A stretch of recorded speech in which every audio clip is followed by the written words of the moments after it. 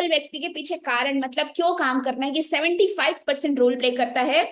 और जब बिजनेस करने की वजह साफ हो जाती है तो कैसे करना है ये और भी ज्यादा आसान हो जाता है, राइट। मैं आपको बताना चाहूंगी पार्टनर्स की अगर आपके पास कारण है इस प्लेटफॉर्म पे, और ऐसा वैसा कारण नहीं ना, बहुत ही स्ट्रॉन्ग कारण, इतना ज्यादा स्ट्रॉन्ग कि उसके सामने कितनी भी दिक्कत क्यों ना जाए, कितनी भी प्रॉब्लम क्यों ना जाए, आप काम करना बंद ना करो। इतना स्ट्रॉन्ग आपके पास रीजन होना चाहिए। और अगर आपके पास बहुत ही स्ट्रॉन्ग कारण है तो आपके बिजनेस का 75% काम जो है वो वहीं पे हो जाता है। बचा कितना? 25%। अब 25% क्या होता है? हाउ, मतलब इस बिजनेस में हमको काम कैसे करना है। और अगर ये दोनों चीजें आपको पता चल गई कि वाई मतलब क्यों करना है और कैसे करना है, तो आपको यहाँ पे 100% सक्सेस डेफिनेटली मिलता ही मिलता है, ठीक है।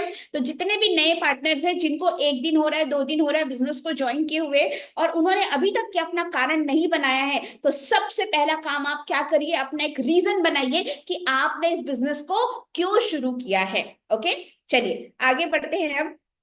अब देखिए यहाँ पे जितने लोग भी आए हैं सभी के सभी लोग किस लिए आए हैं? अपने सपनों के लिए आए हुए हैं, राइट। अपने सपनों को पूरा करने के लिए आए हैं। लेकिन क्या सिर्फ सपने होने से हमारे सपने पूरे हो जाएंगे? नहीं।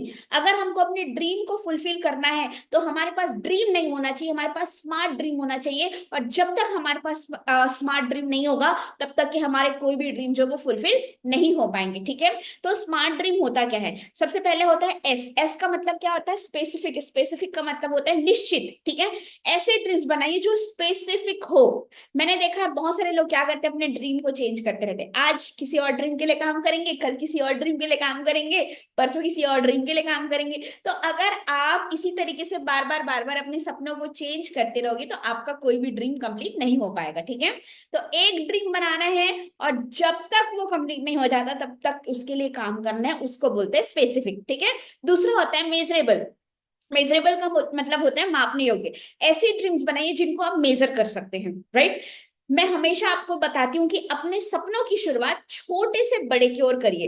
पहले छोटे छोटे चीजों का टारगेट बनाओ। जब वो छोटी चीजें अचीव होने लगेंगी तो धीरे धीरे क्या करिए, अपने सपनों की साइज को आप बड़ा करिए। आप आज बिजनेस को ज्वाइन किए और एकदम एकाएक कोई बड़ा सा ड्रीम बना लोगे ना पार्टनर्स, तो वहां पे वो अचीव नहीं होगा। अचीव नहीं होगा तो क्या होगा? डिमोटिवेशन आएगा। डिमोटिवेशन आएगा तो आप काम करना बंद करोगे। तो ऐसा नहीं करना है। छोटी छोटी चीजों से शुरुआत करिए, ओके। उसके बाद तीसरा होता है ए फॉर होता है अचीवेबल। ऐसे ड्रीम्स बनाइए जो जिनको आप अचीव कर सकते हैं। देखिए यहाँ पे हर किसी के काम करने की कैपेबिलिटीज अलग अलग है।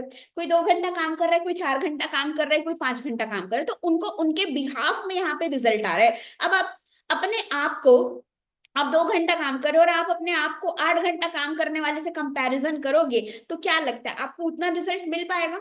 नहीं मिल पाएगा। तो आप जितना दे रहे हो उतना ही आप एक्सपेक्ट करो कि मैं 2 घंटा दे रहा हूं तो आपको 2 घंटे की हिसाब से ही आपको यहाँ पे रिजल्ट आएगा, ओके।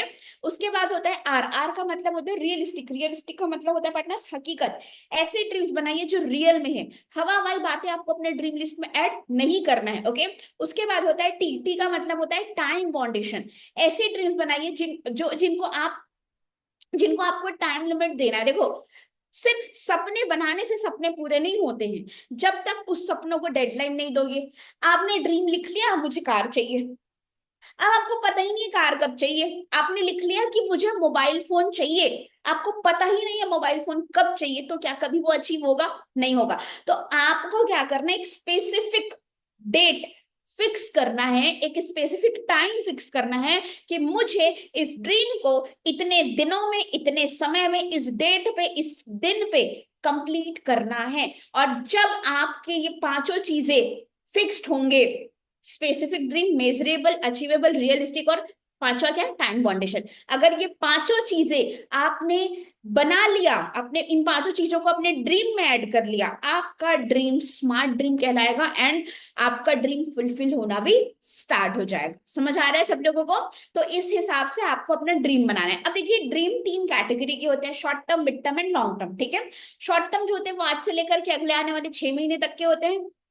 मिड टर्म जो है वो 6 महीने से लेकर के 2 साल तक के होते हैं। लॉन्ग टर्म जो है वो 2 साल से लेकर के 5 साल तक के होते हैं, ठीक है। तो इस तरीके से आपको क्या करना है, 3 कैटेगरी में अपने ड्रीम्स को कैटेगराइज करना है, ओके। अब देखिए आपको क्या करना है, तीनों कैटेगरी को फिर से 3 कैटेगरी में डिवाइड करना है, फाइनेंशियल, मटेरियलिस्टिक और पर्सनल। मतलब कि आज से आने वाले 6 महीने के अंदर आपको कितने पैसे चाहिए, वो होता है फाइनेंशियल ड्रीम। आज से आने वाले 6 महीने के अंदर आपको उन पैसों से क्या क्या लेना है, वो होता है मटेरियलिस्टिक ड्रीम। उसके बाद आज से आने वाले 6 महीने के अंदर आपको अपने अंदर अपनी स्किल्स में क्या डेवलपमेंट करना है, उसको बोलते हैं पर्सनल ड्रीम। तो आपको ये तीनों कैटेगरी में अपने ड्रीम्स को बनाना है, फाइनेंशियल, मटेरियलिस्टिक एंड पर्सनल। और तीनों को क्या करना है, प्रॉपरली अपनी डायरी में लिखना है। शॉर्ट टर्म को नोट डाउन करो, फिर मिड टर्म में सेम तीनों चीजों को एड ऑन करो, financial, materialistic and personal. And फिर लॉन्ग टर्म में भी आपको तीनों चीजों को ऐड करना है, फाइनेंशियल, मटेरियलिस्टिक एंड पर्सनल। समझ आ रहा है सब लोगों को?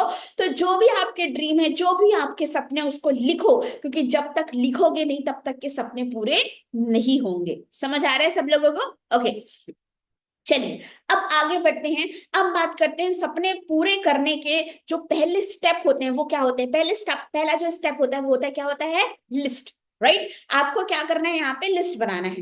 लिस्ट किसका बनाना है, लोगों का लिस्ट बनाना है। क्यों बनाना है लोगों का लिस्ट, क्योंकि हमारा जो बिजनेस है वो किसका बिजनेस है, लोगों का बिजनेस है। और जब तक हमारे पास लोगों की लिस्ट नहीं होगी तब तक कि हम इस बिजनेस में आगे बढ़ सकते हैं क्या, नहीं। ठीक है, तो देखिए लिस्ट जो होता है ना पार्टनर्स, वो 3 कैटेगरी का होता है, hot list, warm list, cold list. ठीक है, हॉट लिस्ट जो होता है जिसमें आपके सबसे करीबी लोग आते हैं, जैसे आपके फैमिली मेंबर हो गए, आपके फ्रेंड्स, ये सब किस में आते हैं, आपकी हॉट लिस्ट में।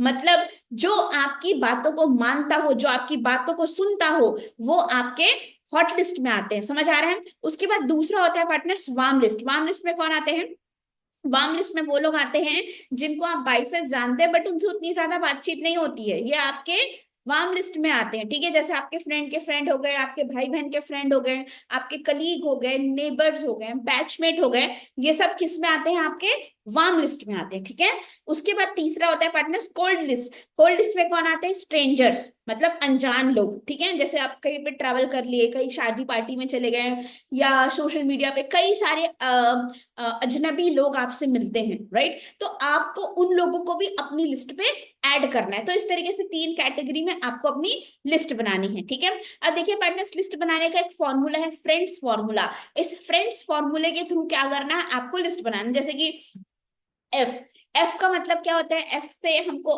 फ्रेंड्स और फैमिली। तो जैसे ही मैंने आपको फ्रेंड बोला, आपके मन में अभी कई सारे आपके दोस्तों का नाम याद आ रहा होगा, उसको लिखो।